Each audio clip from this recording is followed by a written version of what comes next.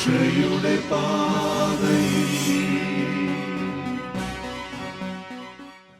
ഈശ്വംശികായ്ക്ക് സ്തുതിയായിരിക്കട്ടെ, ഇപ്പോഴും എപ്പോഴും സ്തുതിയായിരിക്കട്ടെ. പ്രിയപ്പെട്ട കുട്ടികളെ, നമ്മൾ പഠിച്ചുകൊണ്ടിരിക്കുന്നത് ഈശോയുടെ പ്രബോധനങ്ങളെക്കുറിച്ചാണ്.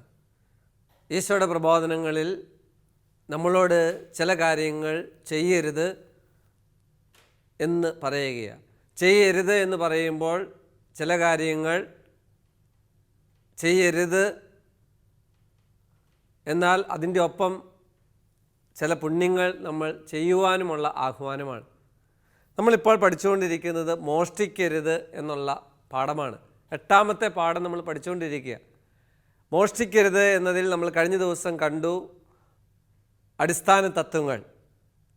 പൊതുസ്വത്തും സ്വകാര്യ സ്വത്തും, സമ്പത്ത് ദൈവത്തിൻ്റെ ദാനമാണ്, നീതി സങ്കല്പത്തെക്കുറിച്ച്, ഓരോരുത്തർക്കും അവകാശപ്പെട്ടത് കൊടുക്കുവാൻ നാം തയ്യാറാവണം, സ്വത്തവകാശവും മോഷണവും എത്രമാത്രം തെറ്റായിട്ടുള്ള ഒരു കാര്യമാണ് എന്നൊക്കെ നമ്മൾ കണ്ടു.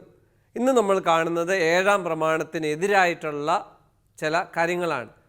തിന്മ ചെയ്യുവാൻ നമ്മളെ പ്രേരിപ്പിക്കുന്നത് പിശാച. ഞാനൊരു പാട്ട് നിങ്ങൾക്ക് പാടിത്തരാം. ആ പാട്ട് സൂത്രശാലിയായിട്ടുള്ള പിശാചിൻ്റെ പ്രവർത്തനങ്ങളെ ഓർമ്മിപ്പിക്കുന്ന. ഈ പാട്ട് ഞാൻ പഠിപ്പിക്കുന്നത് നമ്മളോട് ചീത്തക്കാര്യങ്ങൾ, വഴി കിടക്കുന്ന പൈസ എടുക്കുവാൻ വേണ്ടി നമ്മളെ പ്രേരിപ്പിക്കുന്നത് സാത്താനാന്ന് ഓർത്താണ്. എൻ്റേതല്ല, എനിക്കത് സ്വന്തമാക്കേണ്ടതില്ല, അല്ലെ പരീക്ഷയ്ക്ക് മറ്റുള്ളവരോട് ചോദിച്ചെഴുതുന്നത് തെറ്റാണ്, നീ ചോദിച്ചോ, നീ കൂട്ടുകാരോട് ചോദിച്ചോ, അത് ആരും അറിയേല, ടീച്ചർ അറിയേല, അല്ലെ കോപ്പി അടിച്ചോ എന്നൊക്കെ തോന്നിപ്പിക്കുന്നത് സാത്താനാണ്.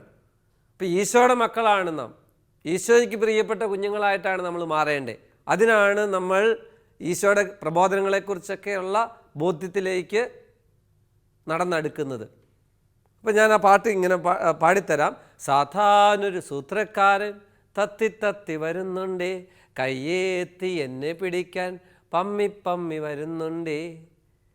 സാത്താനൊരു സൂത്രക്കാരനാ. അവൻ പറയും, ആരും അറിയാല, നീ വെച്ചോ, നീ ഇങ്ങനെ ചെയ്തു, ആ പൈസ എടുത്തു, ഇങ്ങനെയെന്നൊക്കെ പറയും. നമുക്കറിയാം തെറ്റാണെന്നൊക്കെ, എന്നാലും അവൻ സൂത്രക്കാരനാ ഇല്ലേ. ഹവ്വായെ പറ്റിച്ചു പഴത്തിൻ്റെ രൂപത്തിൽ, സൂത്രക്കാരനാ. ഇന്നും ഇങ്ങനെ സൂത്രക്കാരനായിട്ട് കടന്നുകൂടും. വലിയ കൂട്ടൊക്കെ കൂടി, അല്ലെ വലിയ വലിയ സുഹൃത്തായിരിക്കും നമ്മളോട് പറയുന്നത്, ആരും അറിയാല, നീ ഇങ്ങനെ ചെയ്തു.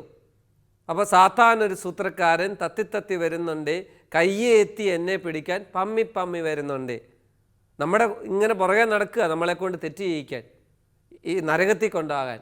അപ്പം നമ്മൾ പറയേണ്ട വാക്കാ, ഇല്ലേ ഇല്ല ഇല്ല, അവൻ എന്നെ കിട്ടുകയില്ല. നമ്മുടെ റെസ്പോൺസ് അതായിരിക്കണം, നമ്മുടെ മറുപടി അതായിരിക്കണം. ഉറക്കെ പറയണം, ഇല്ല നീ പോ, എനിക്കറിയാം ഇത് തെറ്റാണെന്ന്. ഇല്ലേ ഇല്ല ഇല്ല, അവൻ എന്നെ കിട്ടുകയില്ല. ഞാൻ യേശുവിൻ്റെ സ്വന്തം, ഞാൻ യേശുവിൻ്റെ പൈതൽ, ഞാൻ യേശുവിൻ്റെ സ്വന്തം, ഞാൻ യേശുവിൻ്റെ പൈതൽ. പ്രിയപ്പെട്ട കുഞ്ഞുങ്ങളെ, നമുക്ക് ആ ബോധ്യത്തിൽ വളരണം. തെറ്റില്ലാതെ ഈശോയ്ക്ക് ഇഷ്ടമുള്ള കുഞ്ഞുങ്ങളായിട്ട് വിശുദ്ധിയിൽ വളരണം. നമുക്ക് വിശുദ്ധരാവണം. 7ാം ക്ലാസ്സിൽ പ്രബോധനങ്ങൾ, ഈശോയുടെ കൽപ്പനകൾ പഠിക്കുന്നതിലൂടെ നമ്മളെ വിശുദ്ധിയിലേക്കാണ് നടത്തുന്നത്. ഇത് ചെയ്യരുത്. അപ്പോൾ നമ്മളോട് പറയുക, പൊതുവസ്തുക്കൾ അലക്ഷ്യമായി ഉപയോഗിക്കരുത്. പൊതുവസ്തുക്കൾ അലക്ഷ്യമായി ഉപയോഗിക്കരുതെന്ന് പറയുമ്പോൾ, നിങ്ങൾ പോകുന്ന സ്കൂൾ ബസ്, നിങ്ങൾ പോകുന്ന സ്കൂള്, അല്ലെ നിങ്ങളുടെ വഴി വിളക്കുകൾ, ഇതെല്ലാം നല്ല രീതിയിൽ ഉപയോഗിക്കണം. ബസ് സ്റ്റാൻഡ്, അവിടെ അനാവശ്യമായിട്ട് വൃത്തികേടാക്കരുത് ഇല്ലേ. ബാത്റൂംസ് ഉപയോഗിക്കുമ്പോൾ വൃത്തിയായിട്ട് ഉപയോഗിക്കണം. പൊതു ഇടങ്ങൾ വൃത്തിയായിട്ട് ഉപയോഗിക്കണം, അലക്ഷ്യമായിട്ട് ഉപയോഗിക്കരുത്. വലിച്ചു വാരി എറിയരുത്, വേസ്റ്റ് വലിച്ചെറിയരുത്. ചില ആൾക്കാരുണ്ട്, വഴിയിൽ വേസ്റ്റ് വലിച്ചെറിയുക, രാത്രിയിൽ വണ്ടിക്ക് കൊണ്ടുപോയി വേസ്റ്റ് തള്ളുക.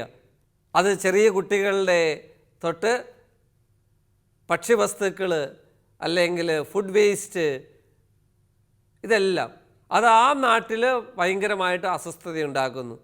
നമ്മുടെ ചില അസൗകര്യങ്ങൾ മറ്റുള്ളവരുടെ ഇടയിലേക്ക് കൊണ്ടുപോയി ചിതറുന്നത് ചീത്തയല്ലേ. പൊതുസ്ഥലങ്ങൾ വൃത്തികേടാക്കുക. അതുകൊണ്ട് നമ്മുടെ ഇടങ്ങൾ നല്ല വൃത്തിയുള്ളതാവട്ടെ.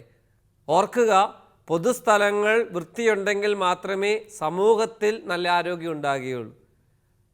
നമ്മുടെ വീടെല്ലാം വൃത്തിയാണ്, തൊട്ടടുത്തുള്ള പൊതു ഇടം വൃത്തികേടാണ് എങ്കിൽ അവിടുന്ന് രോഗാണു നമ്മുടെ വീട്ടിലേക്ക് വരുവാൻ അധിക ദൂരമില്ല എന്ന് ചിന്തിക്കണം നാം.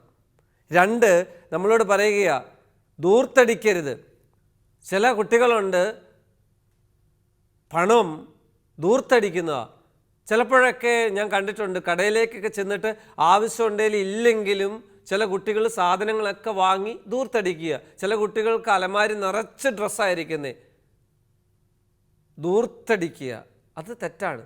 മോഷ്ടിക്കരുതെന്നുള്ള കൽപ്പനയിൽ ഈശോ പറയുകയാണ് ധൂർത്തടിക്കരുത്. നമുക്ക് 2 പേനയുണ്ട്, അപ്പുറത്തിരിക്കുന്ന കുട്ടിക്ക് പേന ഇല്ല. ആ പേന ഒന്ന് കൊടുക്കുവാൻ നമ്മൾ തയ്യാറാവണം.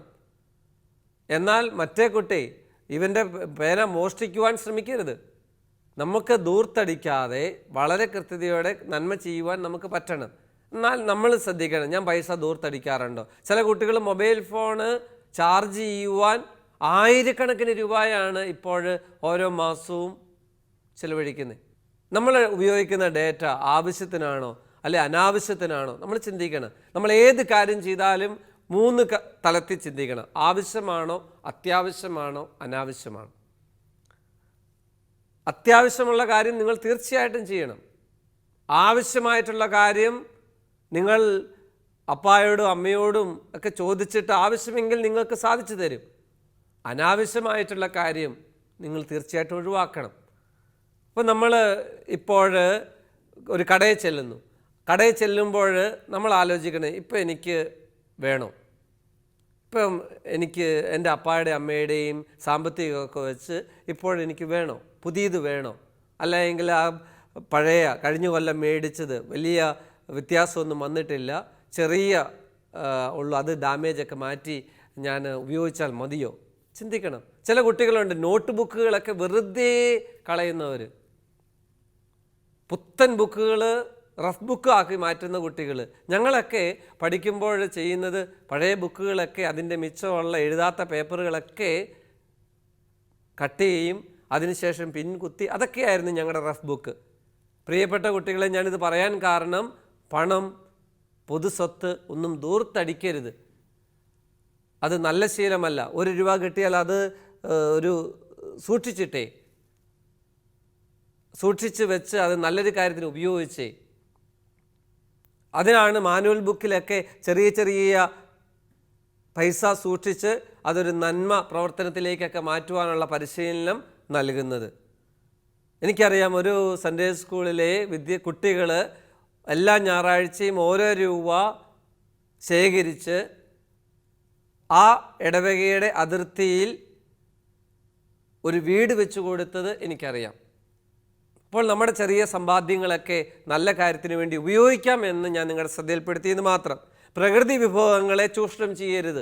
വെള്ളമായിക്കോട്ടെ, നിങ്ങൾ പല്ല് തേക്കുമ്പോൾ വെള്ളം അനാവശ്യമായിട്ട് കളയുന്നുണ്ടോ? നിങ്ങൾ കുളിക്കുമ്പോൾ വെള്ളം അനാവശ്യമായിട്ട് കളയുന്നുണ്ടോ? വെള്ളം ഇല്ലാത്ത കാര്യത്തെക്കുറിച്ച് ചിന്തിക്കാൻ നമുക്ക് പറ്റുമോ? അതുപോലെ ഏത് പ്രകൃതി വിഭവങ്ങളായിക്കോട്ടെ, ഒന്നിനെയും നശിപ്പിക്കരുത്. ആ ഒരു ബോധ്യം നമുക്കുണ്ടാവണം. അന്തരീക്ഷ മലിനീകരണം ഇന്ന് ഏറ്റവും കൂടുതൽ മനുഷ്യർ ബുദ്ധിമുട്ടുന്ന ഒരു കാര്യമാണ് അന്തരീക്ഷ മലിനീകരണം. ചില വീടുകളിൽ ആളുകൾ പബ്ലിക്കായിട്ട് കത്തിക്കുകയാണ്, പ്ലാസ്റ്റിക്കും ഫുഡ് വേസ്റ്റും എല്ലാം കൂടി. അത് ഒത്തിരിയധികം ആരോഗ്യ പ്രശ്നങ്ങൾ, അന്തരീക്ഷ മലിനീകരണം കാരണമാകുന്നുണ്ട്. നിങ്ങളാ പറഞ്ഞു കൊടുക്കേണ്ടേ, അമ്മ അപ്പ അങ്ങനെ ചെയ്യരുത്. മാലിന്യ ഉറവിടത്തിൽ തന്നെ നിർമ്മാർജ്ജനം ചെയ്യണം. അത് വളരെ ശാസ്ത്രീയമായിട്ട് ചെയ്യുവാൻ നമുക്ക് പരിശ്രമിക്കാം. അതുപോലെ കൈക്കൂലി, കള്ളക്കടത്ത്, നികുതി വെട്ടിപ്പ്, പൂഴ്ത്തിവയ്പ്, കരിച്ചന്ത, പരീക്ഷയിലെ കോപ്പിയടി, ഇതെല്ലാം മോഷ്ടിക്കരുത് എന്നുള്ള കൽപ്പനയുടെ നമ്മളോട് പറയുക, ചെയ്യരുത് എന്ന്. എന്താ കൈക്കൂലി? അർഹിക്കുന്ന ഒരു കാര്യം നേടിയെടുക്കുവാൻ വേണ്ടി ഒരാൾ അമിതമായിട്ട് നമ്മളെ പണം ആവശ്യപ്പെടുകയാണ്.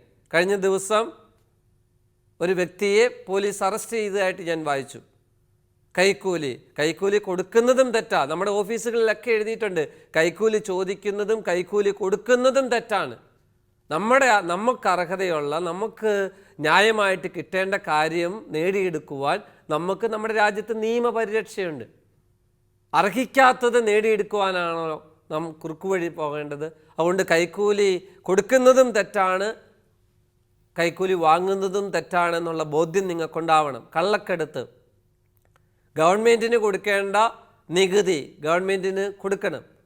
അത് കൊടുത്ത് കൃത്യമായിട്ടുള്ള വഴിയിലൂടെ കൊണ്ടുവരുന്നതാണ് യഥാർത്ഥമായിട്ടുള്ള കാര്യം, നല്ല കാര്യം. ഈ നാളുകളിലൊക്കെ പത്രങ്ങളിലൊക്കെ ഞാൻ വായിച്ചു, വലിയ ആളുകൾ നികുതി കൊടുക്കാതെ വണ്ടി കൊണ്ടുവരാൻ ശ്രമിച്ചു. കോടതിയും ഗവൺമെൻറ്റൊക്കെ ആ കാര്യത്തെ വളരെ വേണ്ട രീതിയിൽ ഒബ്സർവേഷൻ നടത്തിയതൊക്കെ നിങ്ങൾ ശ്രദ്ധിച്ചിട്ടുണ്ടാവും. സിനിമയിൽ ഒരു ജീവിതം, യഥാർത്ഥ ജീവിതത്തിൽ മറ്റൊരു ജീവിതമൊക്കെ നടത്തുന്നത് നിങ്ങൾ ശ്രദ്ധിക്കണം. പൂഴ്ത്തിവയ്പ്പ്, വില കൂട്ടിക്കൊടുക്കുവാൻ വേണ്ടി വില കുറഞ്ഞിരിക്കുന്ന സമയത്ത് സാധനങ്ങൾ മാർക്കറ്റിൽ കൊടുക്കാത്ത അവസ്ഥ അപകടമാണ്. അത് അമിതമായിട്ടുള്ള ലാഭം ആഗ്രഹിക്കുന്നതാണ്. അതുപോലെ തന്നെയാണ് കരിഞ്ചന്ത. ഇനി നിങ്ങളുടെ ജീവിതത്തിൽ വിദ്യാർത്ഥികൾ എന്ന നിലയിൽ എപ്പോഴും നമ്മൾക്ക് ഉണ്ടാകുന്ന ഒരു പ്രവണതയാണ് കോപ്പിയടിയും അല്ലെങ്കിൽ ചോദിച്ചെഴുതാനും ഒക്കെ. ടീച്ചർ അടുത്തുണ്ടെങ്കിലും അകലെയാണെങ്കിലും നിങ്ങൾ പരീക്ഷയിൽ നിങ്ങൾക്കറിയാവുന്നത് എഴുതുക. ഓരോ പരീക്ഷയും ഏറ്റവും അവസാനത്തേതൊന്നുമല്ല. നോക്കി എഴുതുമ്പോഴും നിങ്ങളാണ് യഥാർത്ഥത്തിൽ തോൽക്കുന്നത്. ടീച്ചർമാർക്ക് ചെയ്യാൻ പറ്റുന്ന ചില കാര്യങ്ങളുണ്ട്. ആ കാര്യങ്ങൾ കൃത്യതയോടെ ചെയ്യുവാൻ. അന്യായ പലിശ വാങ്ങുന്നത്, പലിശ കൃത്യമായിട്ട് കൊടുക്കുന്നത് നല്ല ശീലമാണ്. അന്യായ പലിശ, ഒരു ന്യായമായിട്ട് പണം വായ്പ കൊടുത്തിരിക്കുന്ന വ്യക്തിക്ക് നമ്മൾ പലിശ കൊടുക്കുന്നത് നല്ലതാണ്. അല്ലെങ്കിൽ എന്താ പറയുക, ഒരു നീതിയാണ്.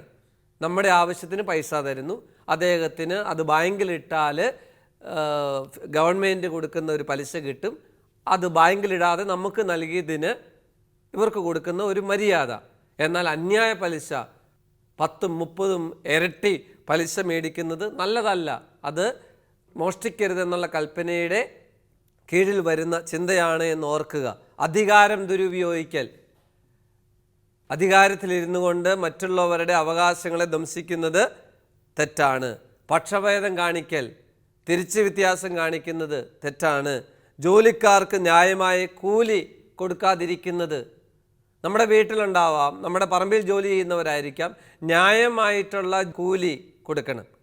ന്യായമായിട്ടുള്ള കൂലി കൊടുത്തില്ല എങ്കിൽ അത് ദൈവ ആഗ്രഹിക്കുന്ന ഒന്നല്ല. അതുകൊണ്ട് പ്രിയപ്പെട്ടവരെ, നമുക്ക് തിരിച്ചു കൊടുക്കുവാനുള്ള ഒരു വലിയ ചിന്തയും കൂടി ഈ കൽപ്പന നമ്മളോട് പറയുന്നുണ്ട്. നമ്മൾ ആരെങ്കിലുമൊക്കെ അറിയാതെയോ എന്തെങ്കിലുമൊക്കെ മോഷ്ടിച്ചിട്ടുണ്ടെങ്കിൽ, അത് ചിലപ്പം പണമായിരിക്കാം, ഞാൻ അതിനെക്കുറിച്ചുകൂടെ പറഞ്ഞോട്ടെ. പണമാവാം, സമയമാവാം, ആരോഗ്യമാവാം. സമയം എങ്ങനെയാണ് മോഷ്ടിക്കുന്നത്? ഒരാളോട് ഒരു സമയം പറയുന്നു, ആ സമയത്തിന് ചെല്ലാതെ വീണ്ടും സമയം അയാളുടേത് വേസ്റ്റ് ആക്കുന്നുണ്ടെങ്കിൽ നമ്മൾ ഒരു തരത്തിലുള്ള മോഷണമാണ് നടത്തുന്നത്. അതുകൊണ്ട് നിങ്ങൾ നല്ല ശീലങ്ങളുള്ളവരാവുക. താമസിക്കുന്നുണ്ടെങ്കിൽ ഒന്ന് വിളിച്ച് പറയുക. അങ്ങനെ കൃത്യതയോടെ കാര്യങ്ങൾ ചെയ്യാൻ നിങ്ങൾക്ക് പറ്റിയെങ്കിൽ നമ്മൾ 7ാമത്തെ കൽപ്പന നന്നായിട്ട് പാലിക്കുന്നവരാണ്. ആരോഗ്യം, മോഷ്ടിക്കരുത്. നമുക്ക് ചെയ്യാൻ പറ്റുന്നത് കൃത്യമായിട്ട് കാര്യങ്ങൾ ചെയ്യുവാനൊക്കെ നമുക്ക് പരിശ്രമിക്കാം. നമ്മൾ ആദ്യം പഠിച്ച പാട്ട്, സാത്താനൊരു സൂത്രക്കാരൻ തത്തി വരുന്നുണ്ട്. അവനിങ്ങനെ നമ്മളെ കൊണ്ട് പല കാര്യങ്ങളും തെറ്റായിട്ട് ചെയ്യിക്കുവാൻ വരുമ്പോൾ നമ്മൾ പറയണം, ഇല്ല ഇല്ല ഇല്ല, അവൻ എന്നെ കിട്ടുകയില്ല. ഞാൻ ഈശോയുടെ സ്വന്തം, ഞാൻ ഈശോയുടെ പൈതൽ. ആ ഈശോയുടെ പൈതലായിട്ട് മാറുവാൻ നമുക്ക് സാധിക്കട്ടെ. നിങ്ങളെല്ലാവരും പാഠപുസ്തകത്തിൻ്റെ 8ാമത്തെ യൂണിറ്റ് വായിക്കണം. അതിൻ്റെ പുറകിൽ പറഞ്ഞിരിക്കുന്ന ഭാഗങ്ങൾ, ബൈബിൾ ഭാഗം വായിക്കണം. കൃത്യമായിട്ട് ഒരു കാര്യം മുറിയിൽ എഴുതി വെക്കണം. കള്ളന്മാരും അത്യാഗ്രഹികളും മദ്യപന്മാരും പരദൂഷകരും കവർച്ചക്കാരും ദൈവരാജ്യം അവകാശപ്പെടുകയില്ല. നിങ്ങളുടെ എല്ലാവരുടെയും മുറിയിൽ എഴുതി ഒട്ടിച്ചു വെക്കേണ്ട ഒരു കാര്യമാണിത്. അങ്ങനെ ചെയ്താൽ നല്ല കാര്യമാണ്. ഞാൻ നിർബന്ധിക്കുകയൊന്നുമല്ല, ചെയ്യാൻ പറ്റുമെങ്കിൽ നല്ലതാണ്. അത് നമ്മുടെ വീട്ടിൽ വരുന്നവർക്കും എല്ലാവർക്കും നല്ല ഒരു ചിന്തയിലേക്ക് നയിക്കും. നമുക്ക് നല്ല ശീലങ്ങളുള്ളവരായിട്ട് മാറാം. നമുക്ക് കണ്ണുകൾ അടയ്ക്കാം, നമുക്ക് പ്രാർത്ഥിക്കാം. സകല വസ്തുക്കളുടെയും മേൽ മനുഷ്യന് അധികാരം നൽകിയ ദൈവമേ, സഹോദരങ്ങളുടെ അവകാശങ്ങൾ സംരക്ഷിക്കുവാനും അവരെ ബഹുമാനിക്കുവാനും എന്നെ അനുഗ്രഹിക്കണമേ.